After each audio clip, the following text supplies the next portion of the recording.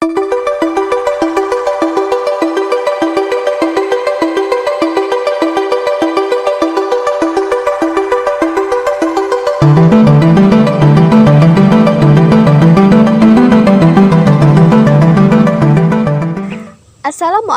dan salam sejahtera. Bersama saya Siti Nak Raudah untuk berita hari ini. Bukan mudah menjadi seorang pelajar. Pantauan demi pantauan dari semasa ke semasa telah diambil bagi memastikan masalah mampu ditangani. Bukan sahaja di Malaysia, malah di seluruh negara. Pelbagai bidang ditawarkan yang berlainan cabaran, tetapi pada dasarnya cabaran tetap wujud. Laporan bersama Nur Azizah. Kita dapat lihat bahawa suasana ataupun cara pembelajaran sewaktu berada di alam persekolahan amatlah jauh berbeza berbanding dengan institusi pendidikan tinggi. Sekarang kita akan lihat lebih mendalam tentang kehidupan pelajar-pelajar universiti serta jenis-jenis masalah yang mereka telah hadapi setelah memasuki peringkat universiti. One of the hardships that I faced as a student is such as I don't really have time to do my assignments, and I have too many quizzes, too many tests, and I can't seem to fit most of it, and I can't finish everything in one go because the time is too short. For assignments, compared to my previous university, we don't have a lot of assignments.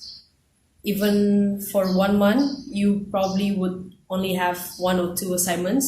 But in my new universities, there will be assignments every week. And it's not only from one subject, but it's from few subjects. So it's hard to complete all the assignments by their deadline because you have so many subjects which have a lot of assignments. And apart from that, you have to study. Okay, for peer pressure, okay, peer pressure is like friends, right? I can't really say that's more like family, but from family, I do feel a need to pass or get a certain grade or get a certain CGPA, which kind of sucks honestly because I'm in my final year. I'm kind of getting tired of the whole thing, so it gets very tiring. So right now I'm just trying to survive. As long as I'm to me myself is as long as I'm above 3-pointer, I'm fine. But everyone else is just oh, why don't you get a 4-pointer, or why don't you and then they'll talk about someone else's CGPA, and then I'm I'm not that person. So, and I'm learning different things, and I have different struggles that I have to go through when it comes to just studying and doing the exams and everything. So it's kind of hard, but I also tend to just ignore it most of the time, and then I don't really make promises on getting a certain CGPA as long as I'm there. So I'm surviving.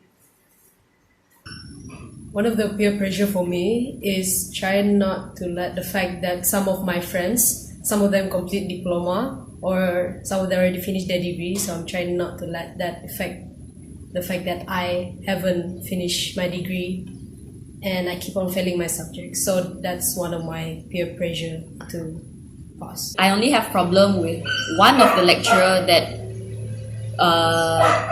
for my accounting subject.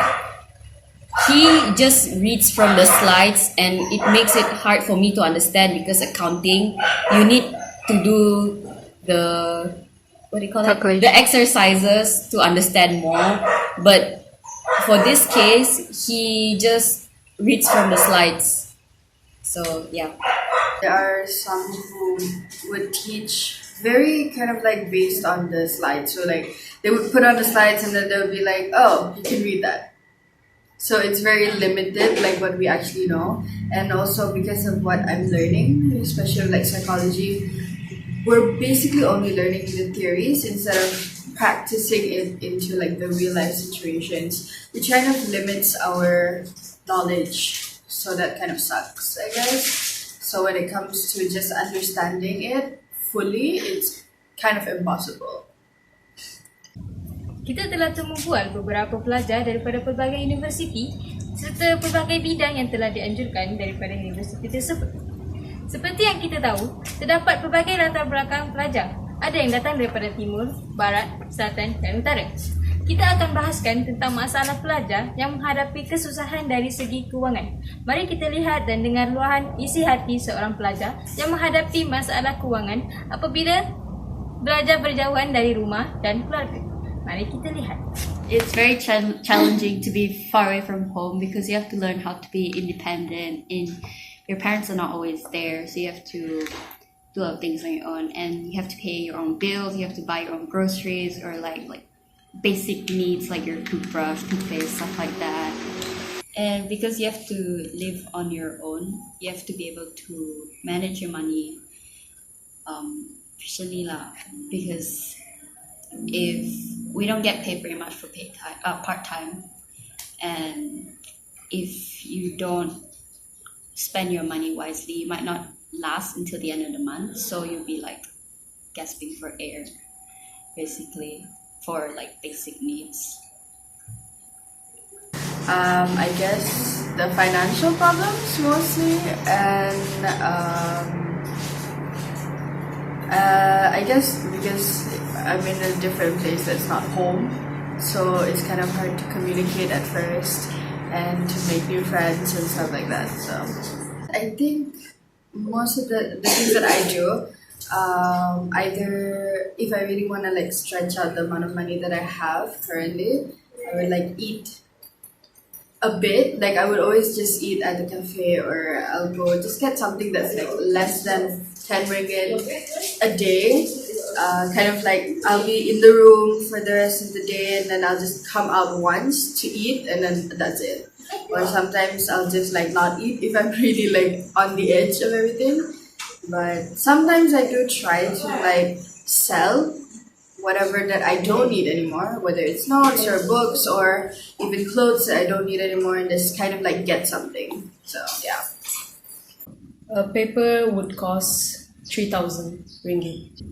Because it's hard, the fact that every time I fail, my parents have to pay every time I fail. So it's also a pressure to just pass every subjects that I fail. So, and also I want to make my parents proud. So it's hard to do that if you keep on failing. Some of the financial problems that I faced during my uni life is that my pocket money. So my dad usually gives me around 50 ringgit a week, and the food in campus is quite expensive and really not delicious. So I have to go out to find food, and that causes inconveniences for problems such as, like, for example, if my class were to end at 12:30 and I have another class at 1:30, so I will have problems finding food during that time in that area because nothing is nice there. So yeah.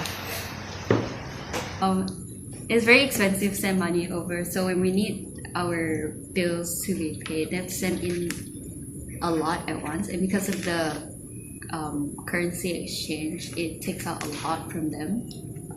Because of that, and with my sister being overseas as well, they have to provide for 2 kids at once. So I had to come back for a year to lighten that burden for them.